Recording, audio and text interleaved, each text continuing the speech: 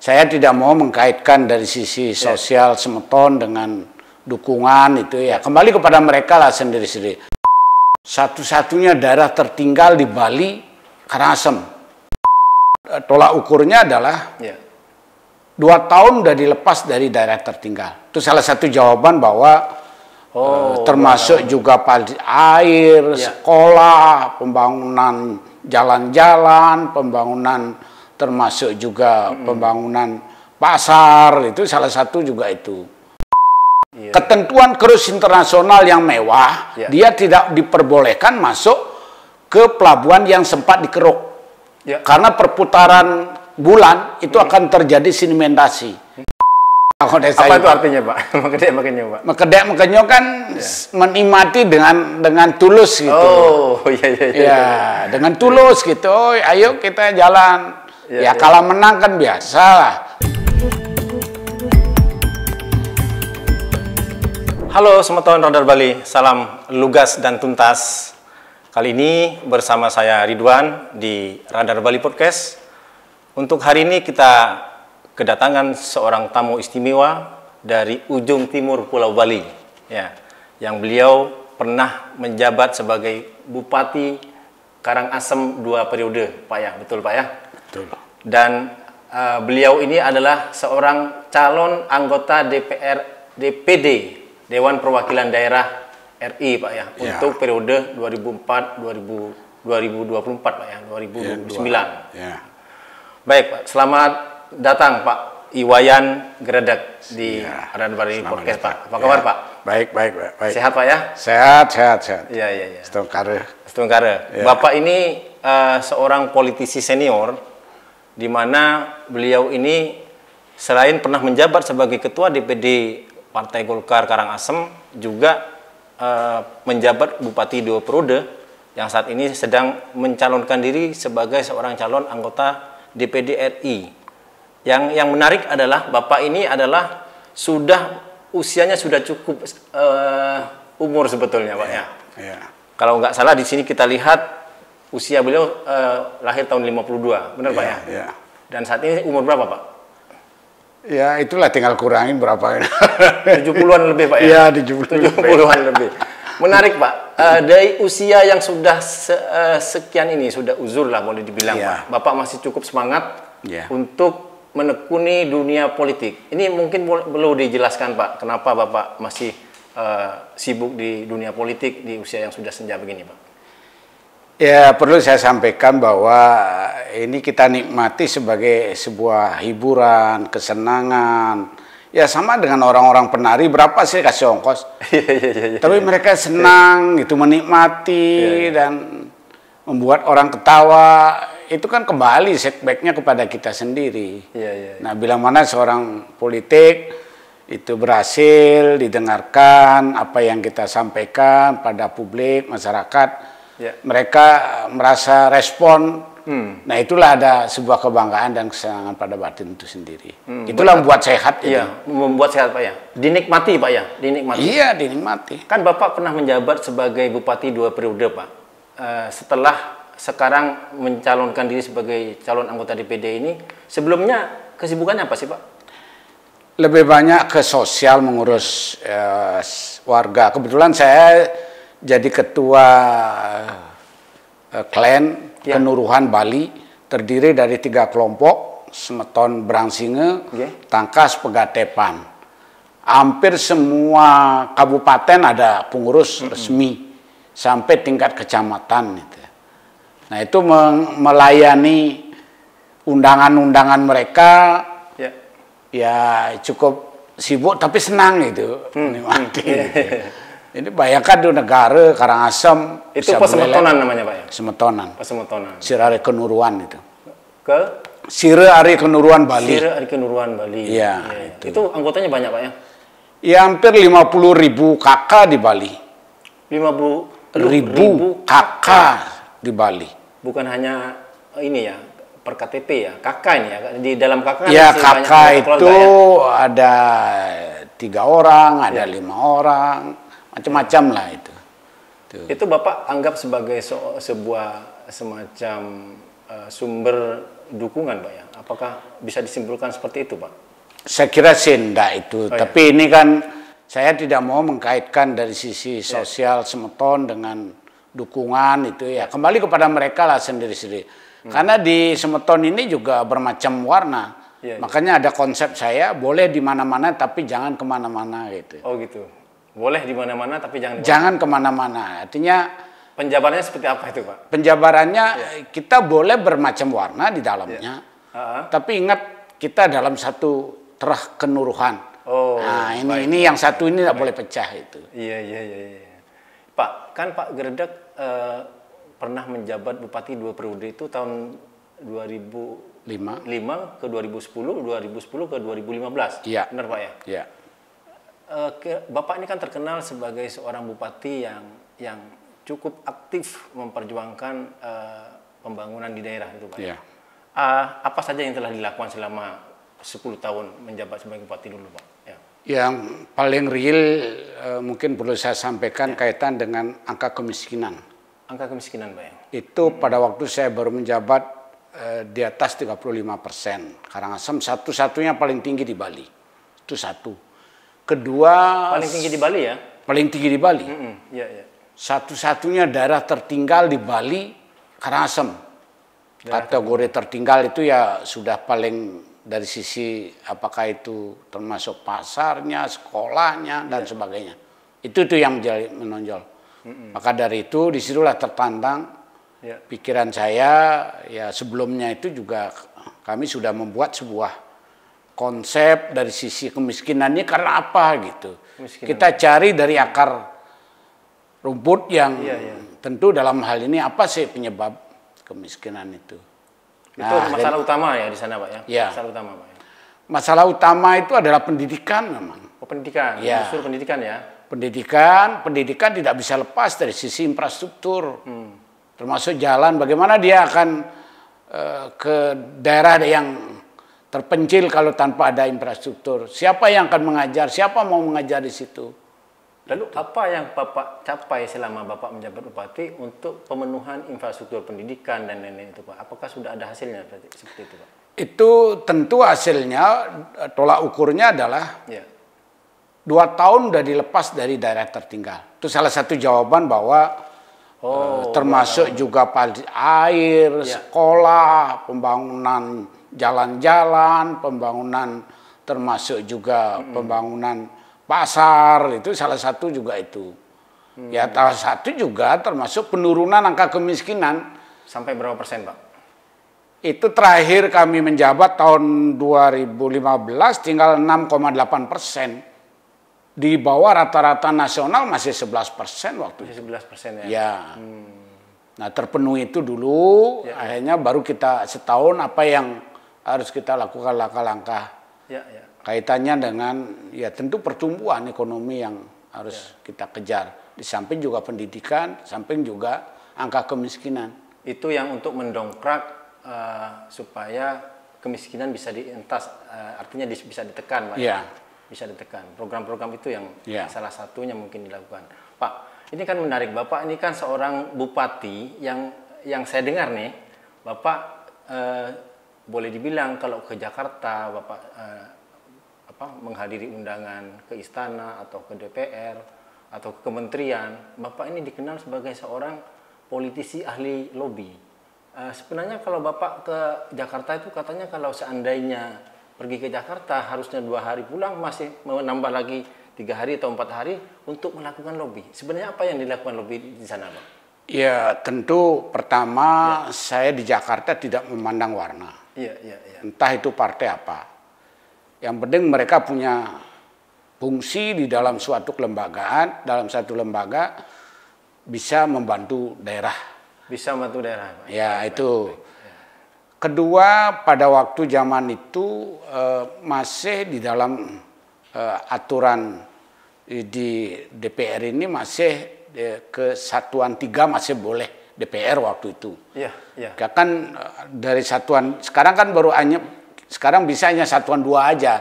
Ya patok satuan 2 yang lanjutkan itu kan di departemen kelembagaan atau kementerian. Kalau dulu di sini double dia. Maka dari itu banyak yang kita dapatkan anggaran. Mungkin di Bali selama 10 tahun Karangasem tidak pernah dapat nomor 2, nomor 1. Apanya Pak? Dari sisi sumber dana yang masuk ke wilayah. Untuk itu berkat membangun. lobby gitu Pak ya? Lobby gitu. Kalau tanpa lobby, tidak mungkin. Siapa mengenal Karangasem? Tidak ada orang di pusat tahu Karangasem itu di mana. Gitu. Kalau tanpa kita yang rajin untuk membawa diri kita, wilayah kita itu dengan ya harus siap dari sisi apakah itu paparan dan sebagainya. Kalau bicara pendidikan, apa yang harusnya di dalam pendidikan itu? Kalau berbicara jalan, apa yang harus ini? Berbicara air, apa yang harus ada di dalam air itu? Ya, termasuk udah pembangunan Embung, bangga saya sekarang. Itu dipakai contoh untuk Jokowi sekarang dibangun seluruh Indonesia. Embung itu pertama di Bali, Pak, di Karangasem. Dan pro kontra pada waktu itu, oke lah. Gitu. Biasa gitu. Di level mana jabatan yang Bapak lobby? Menteri atau sampai ke presiden misalnya? Iya, sampai tingkat presiden juga. Sampai menteri, sampai DPR juga. Untuk menggolkan anggaran. Kalau di daerah kita sendiri, pendapatan Karangasem yang tahun itu kan paling kecil di Bali. Iya. Kalau kita tidak rebut waktu itu, di pusat kalau tidak salah 1.800 triliun APBN. APBN-nya Pak? Ya, kalau kita tidak rebut sekarang berapa? Hampir 3.000 triliun kan? Apa sih artinya di daerah kita? Tapi kalau kita tidak mau rebut ke sana, cari ke sana dengan proposal, dengan apa yang ada kita rumuskan di daerah sendiri, baru kita apa yang ada di situ kita cari gitu. Dari sekian itu hampir semuanya gol atau ada yang gagal? Kan? Hampir semua gol Pak ya. Hampir semua. Yang penting bagaimana kita menyajikan dengan benar, meyakinkan seorang pejabat, entah itu menteri, karena pejabat teknisnya waktu itu kan ya tingkat dirjen, ya kita undang ke daerah. Mungkin Bapak tahu dulu pernah jadi wartawan di Karangasem. Bisa sebulan 2-3 kali datang menteri. Tentu beliau datang ini kan bawa program. Betul. Beliau datang itu kan karena kita menyampaikan kepada beliau kan perlu program. Programnya jalan, bantuan kita, beliau sukses, senang. Nah, kalau umpamanya kebalik gitu, hanya sekedar melihat begitu tanpa kita paparkan, dari percuma juga, tidak ada artinya, Pak. Sehingga ketika meninjau lokasi langsung ada actionnya, Pak ya? Iya, contoh di Seraya dulu. Masalahnya apa di situ? Pendidikan. Begitu 2 menteri saya datang ke sana, akhirnya di situ statement beliau, bangun, Bapak hari ini ikuti saya ke Jakarta, besok dipanya nanti kita urus di situ. Nah, contoh begitu. Akhirnya betul di sana, Pak ya? Iya. Langsung taktis begitu. Langsung Pak? Itu. Iya. Harus begitu ya. Itulah harus kesiapan jadi kepala daerah harus berani begitu gitu. Berani pasang badan ya untuk harus berani pasang badan. Baik Pak Gredek, menarik ini Pak. Pak, ini kan kalau kita berbicara tentang kontestasi politik Pak, ke depan ini kan istilahnya pemilu Pak, 2024 Bapak adalah calon anggota DPD dari Bali, dari Dapil Bali. Dan di DPD ini kan sistemnya agak sedikit kalau kita lihat dari paket undang-undang politik itu kan sistemnya distrik Pak di sini, keterwakilan daerah Pak. Berartinya yang harus digarap oleh Bapak selaku calon, ini suaranya cukup banyak Pak. Wilayah mana saja Pak yang kira-kira Bapak menjadi garapan untuk bisa mendulang suara Pak? Ya tentu satu mungkin masyarakat yang sudah seumuran ya 30-40 tahun kan pasti akan mengenal siapa itu Pak Gerde kan itu. Dari sisi itu modal Pak ya? Ya modal. Kedua saya tadi ya bagaimanapun Semeton, saya sebagai ketua Sirari Kenuruan Bali, ya tentu mereka juga menikmati dari sisi apa yang selama saya lakukan 10 tahun sebagai bupati. Mereka kan melihat track recordnya kan dari sana gitu. Nah itulah menjadi sebuah keyakinan saya bisa nanti duduk sebagai anggota DPD RI di pusat. Untuk mendapatkan satu kursi di DPD ini, memerlukan berapa banyak suara Pak? Ya sebanyak-banyaknya Pak. Sebanyak-banyaknya ya? Iya dong. target Bapak berapa ribu kira-kira? Iya, saya enggak perlu. Target saya menang gitu aja. Oh, targetnya menang dan Iya. mendapatkan kursi gitu Pak ya? Iya dong. Yakin itu Pak ya? Optimis Bapak? Iya, kita berjuang kan mesti harus Berjuang. begitu, Pak. Enggak Iya. boleh berjuang setengah-setengah, Oh, apalagi iya. pesimis kan enggak boleh itu. Iya. Artinya memang harus all out Pak ya? Iya, Sebagai politisi Pak ya? out, iya. Pak, ini kan Bapak selain sebagai politisi, juga dikenal sebagai pengusaha Pak. Iya. Menurut Bapak, kalau ditimbang-timbang ini, Iya. menjadi politisi dengan pengusaha itu lebih nyaman mana sih Pak? Ya semua nyaman sih, tergantung daripada kita Iya. yang melakukan itu seperti apa gitu. Tapi boleh saya sedikit ini kan, Ya. sebetulnya dari politisi, dari pengusaha ke politisi, Ya. itu salah satu yang bentuk kolaborasi yang bagus itu. Ya. Saya tanya-tanya teman-teman yang dari dari pengusaha-pengusaha itu. Ya. Kelihatannya hebat-hebat gitu loh yang jadi politisi, Iya. yang menjadi kepala daerah, gubernur, bupati gitu. Karena nggak tahu bagaimana mungkin mereka meminit dari sisi pikirannya agar masyarakatnya bisa sejahtera, bisa maju daerahnya. Saya kira demikian sih itu. Iya. Kan Pak sebagai calon wakil daerah Bapak ya. Kira-kira hal apa yang perlu Bapak garap untuk masyarakat Bali sebagai keterwakilan di daerah? Apa sih poin inti yang ingin Bapak usung, ingin Bapak perjuangkan dari daerah ini, Pak? Ya, tidak bisa lepas dari sisi saya sebagai bupati 2 periode menggarap satu daerah. Ya. Ini belum tuntas, Pak. Belum tuntas, Pak ya? Belum tuntas. Di mananya belum tuntas? Salah satu itu yang menjadi poin kenapa saya harus berjuang lagi untuk memperjuangkan dari sisi sisa-sisa yang kemarin belum tuntas. Belum tuntas. Ya. Pertama kita lihat di Bali ini tingkat pemerataan pertumbuhan ekonomi ini masih jomplang. Betul Bali itu pertumbuhannya tinggi. Itu tingginya di mana? Ini kan baru hanya di daerah selatan saja. Bagaimana di daerah kita di timur? Bagaimana daerah di barat? Jomplang artinya masih terjadi disparitas pemerataan. Iya, pertumbuhan masih jauh. Terjadinya urbanisasi. Karangasem berapa sekarang? Hampir 35%, Pak. Buleleng berapa? Hampir 30% juga urbanisasi. Urbanisasinya ya. Kalau dalam satu daerah, Bali ini kan kecil. Sampai terjadi urbanisasi seperti itu kan sudah perlu dipertanyakan. Apa yang mesti harus kita lakukan kaitan dengan pemerataan pertumbuhan ekonomi? Program apa yang Bapak? Ya tentu di sini menahan program upaya atau gerakan urbanisasi itu, Pak. Ada beberapa hal lah kalau kita berbicara dari sisi pemerataan ekonomi ini kan tentu bagaimana dari mana mesti harus kita buat langkah-langkah kaitan dengan contoh sekarang di Denpasar ini kan sudah terjadinya terlalu sentralisasi, Pak. Pusat pendidikan ada di sini. Pusat ekonomi ada di sini, pusat pariwisata ada di sini, pusat kesehatan ada di sini. Kalau tidak salah 5 di situ. Nah di sini terpusat di sini. Orang mencari kerja ke sini, pulang apa dia bawa? Antara kos daripada hidupnya mereka di sini dengan penghasilan sudah tidak cocok. Bagaimana konsepnya untuk bisa keinginan Bapak, cita-cita yang akan diperjuangkan bisa terwujud, Pak? Pemerataan itu, Pak. Pemerataannya gimana? Apakah saya pernah bicara di beberapa media? Apakah pusat kotanya ini dipindahkan perbatasan antara Buleleng dengan Karangasem? Pusat ibu kotanya maksudnya? Pusat ibu kotanya. Nah tentu harus itu, Pak ya? Kenapa tidak? Salah satu itu adalah kenapa Jokowi buat begitu? Ini kan untuk pemerataan pertumbuhan ekonomi. Harus dibarengi dengan infrastruktur, jalannya dan sebagainya. Kalau bisa di jalannya buat Trans Bali gitu, lingkar Bali yang memadai. Kayak Prop Mantro ini sampai Kelungkung, lanjut Buleleng, lanjut Negara.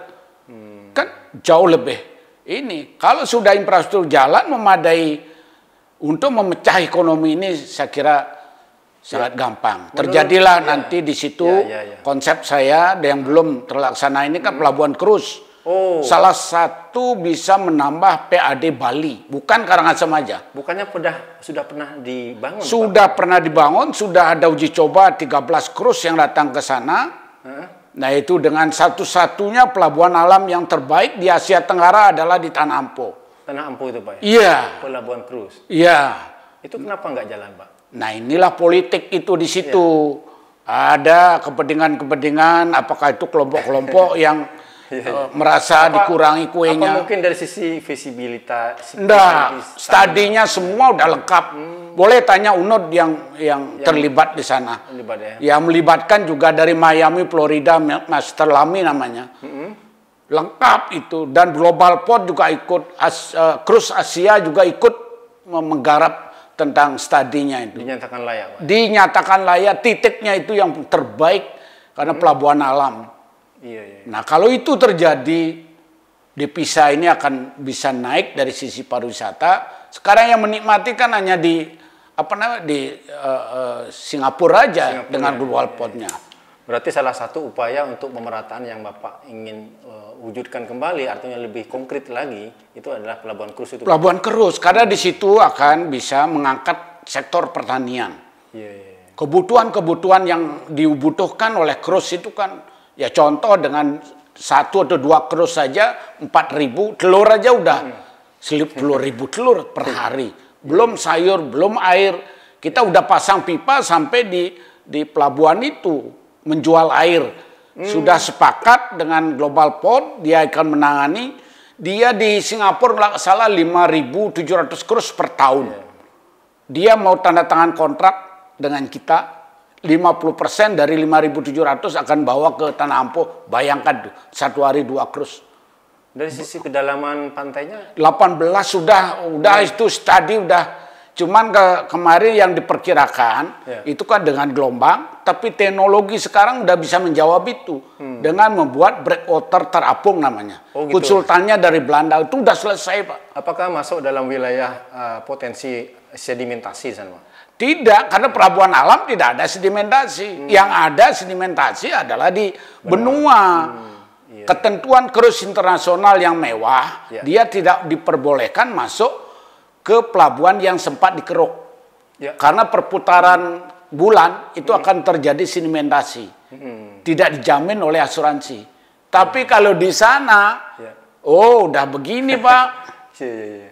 Lagi pula bening ya airnya kalau kalau air di Karangasem itu sepanjang 87 kilo itu airnya terbaik, makanya dibangunlah ini udang, tambak udang Paname itu. Tambak udang Pak ya? Iya. Ada juga di situ ya? Ada tambak udang Paname yang menjadi filet proyeknya nasional. Oh iya pernah ya menjadi itu kan Pak SBY yang meresmikan. Diresmikan oleh Pak SBY.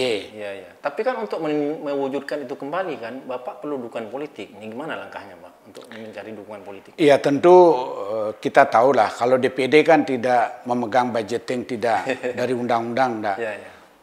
Namun demikian tentu kami akan coba kolaborasi dengan teman-teman yang di DPR RI. Di DPR, di legislator. Ya, legislator yang asalnya dari Bali. Mari kita bangun bersama. Sama dengan saya dulu. Konsepnya kolaborasi Pak ya? Iya, sama dengan saya bupati. Berapa bupati dulu, kan tidak semua juga sama gitu. Dengan infrastrukturnya, sudah terbangun air bersihnya. Kita kan hampir 76% sudah terlayani. Seraya dulu kan menangis. Sekarang nggak ada, udah gravitasi. Kubu udah gravitasi air. Nggak ada sudah Pak ya? Iya sudah. Apa yang dilakukan di sana untuk menuntaskan itu Pak? Iya itu yang diantaranya kan air yang tadi. Pendidikan sudah jalan.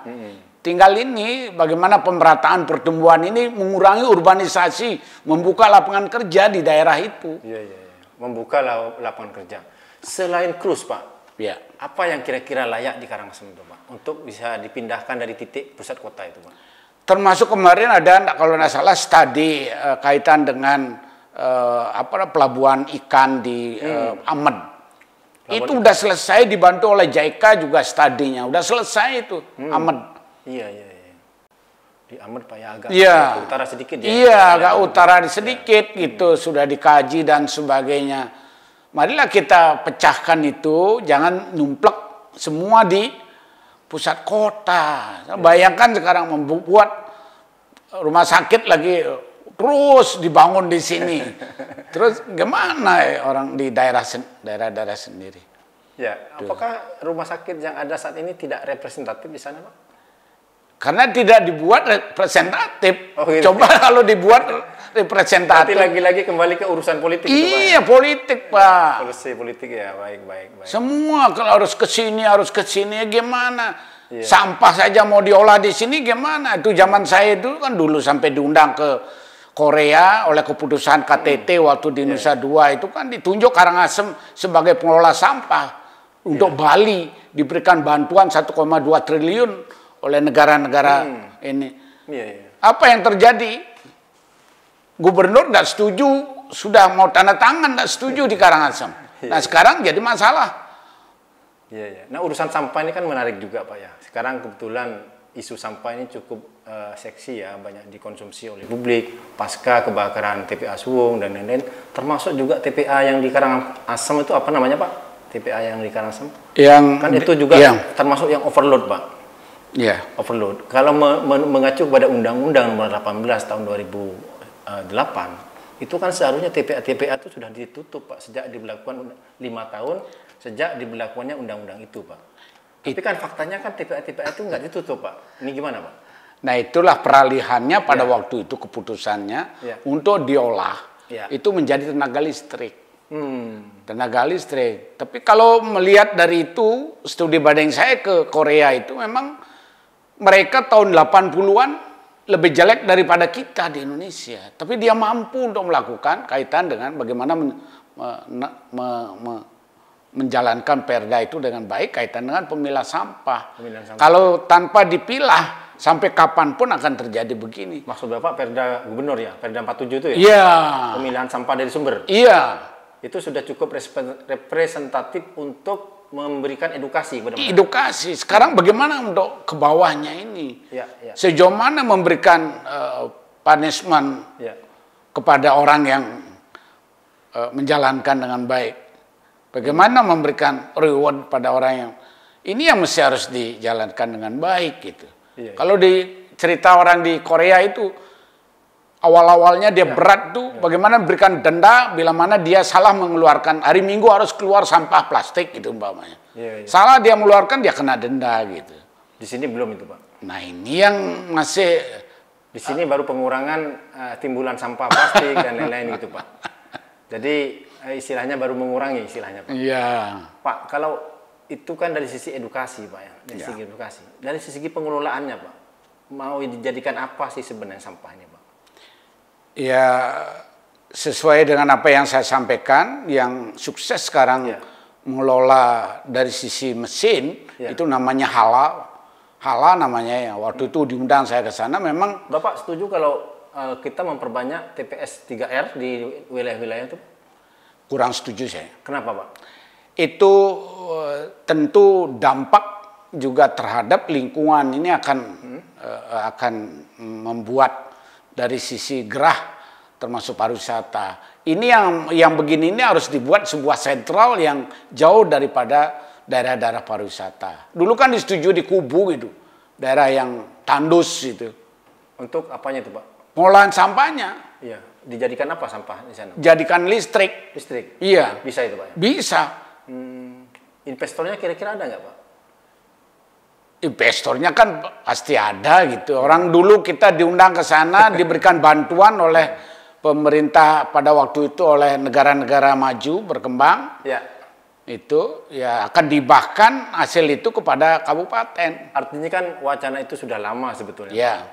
Sampah menjadi listrik. Ada calon investor dari Jepang, kemudian ada calon investor dari Jerman dan lain-lain. Tapi kan realisasinya tuh nggak jalan, Pak, sampai hari ini, Pak. Apa sebenarnya masalahnya, Pak?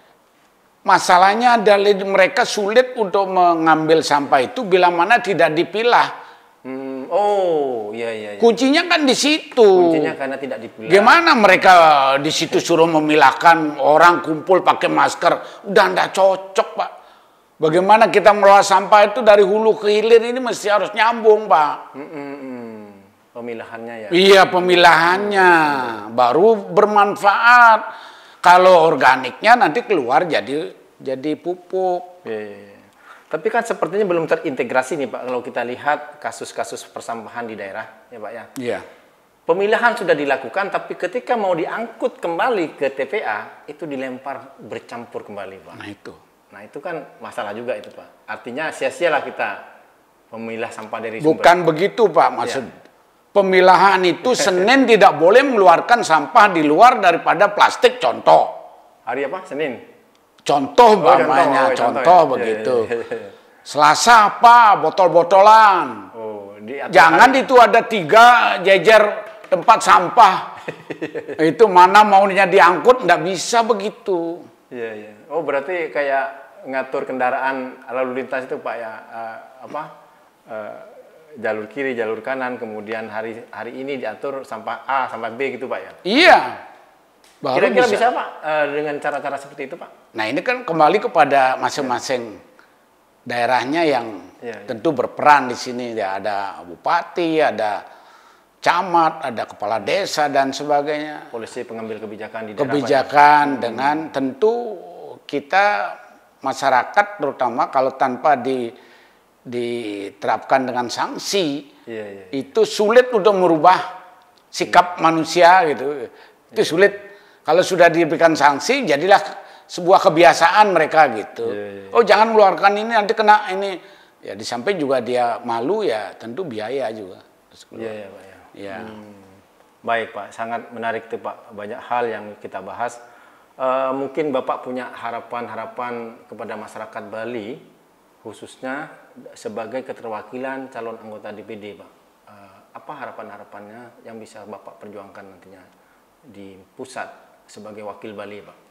Ya tentu besar harapan saya kaitan dengan membantu dari teman-teman yang tentu dengan kolaborasi dengan teman-teman di DPR RI nanti memperjuangkan hal-hal yang belum saya sampai pada waktu 10 tahun kemarin menjabat, seperti yang cerita saya tadi, termasuk Pelabuhan Kerus, termasuk lanjutan Jalan Prop Mantre, biar bisa melingkar, biar hanya semua ada di satu titik sentral begini kan, ya terjadi sebuah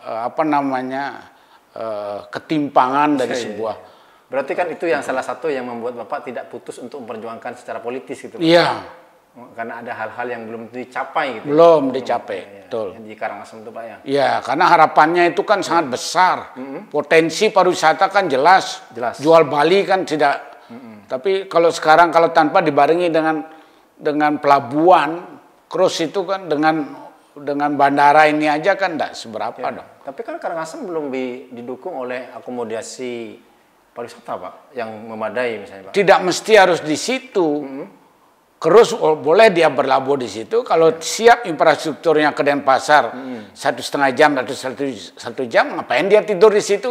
Oh, artinya bisa berbagi konsepnya bisa berbagi kue pariwisata Pak ya? Iya. Jangan harap, jangan ini karena pariwisata Krus ini kan pariwisata yang mahal itu. Yang berduit, tidak mungkin orang tidak berduit naik Krus ya, berbulan-bulan Pak ya.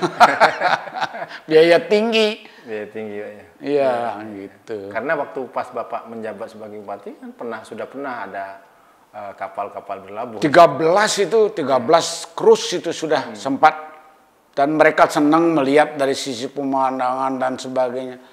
Nah, kita lah pemerintah kurang greget untuk melanjutkan dari sisi langkah-langkah infrastruktur itu. Apakah itu breakwaternya, apakah memperlebar ini. Cobalah kita lihat di negara-negara yang maju gitu kan. Di antaranya sekarang kalau dulu masih terkenal orang Eropa naik Krus. Tapi sekarang dengan pertumbuhan di Asia, Cina ini kan luar biasa. Nah ini mesti harus kita tangkap melalui Krus itu. Baik Pak, menarik sekali Pak. Pak Gredak, kan Bapak ini bagian dari politisi yang saat ini juga sedang ikut dalam kontestasi Pak ya, ikut dalam kontestasi sebagai calon anggota DPD. Melihat tahun politik di mana ada pemilu legislatif, pilpres khususnya Pak ya, apa harapan-harapan Bapak agar untuk menekan konflik politik, Pak, ya, menghadapi tahun politik ini, Pak? Ya tentu kembali kepada pemegang-pemegang polisi kaitan dengan politik khususnya. Ya tentu tidak bisa lepas daripada partai-partai yang ada. Maka dari itu ya tentu mari kita menjalankan politik dengan santun. Politik santun, Pak, ya. Ya dengan kekeluargaan. Bali ini kan terkenal dengan santunannya. Pertanyaannya kenapa kok kita dalam kontestasi politik ini jadi tegang-tegang, kan tidak penting dong. Nanti malahan citra pariwisata yang kita andalkan untuk Bali ini akan semakin tidak percaya dengan kesantunan yang terkenal di seluruh dunia. Maka dari itu mari kita saling menghargai. Mari kita kalau Balinya mekedek mekenyung gitu, kita melaksanakan sebuah kontestasi. Apa itu artinya, Pak? Mekedek mekenyung, Pak. Mekedek mekenyung kan menikmati dengan tulus gitu. Oh, Ya, dengan tulus gitu. Oh, ayo kita jalan. Ya kalah menang kan biasa lah. Apakah itu presidennya, apakah itu nanti bupatinya, belakangan apa itu gubernurnya, apakah DPR-nya, itu. Menarik. Baik, Pak. Kira-kira ada lagi yang ingin disampaikan kepada udah cukup. Saya kira ya mohon dukungan warga dengan apa yang saya miliki selama saya mengabdikan diri. Seperti tadi dasarnya adalah saya belum tuntas untuk melakukan langkah-langkah politik saya pada waktu 10 tahun yang lalu. Sekarang saya ingin melanjutkan lagi, sebisa saya lanjutkan dengan kolaborasi dengan teman-teman di DPR nanti gitu.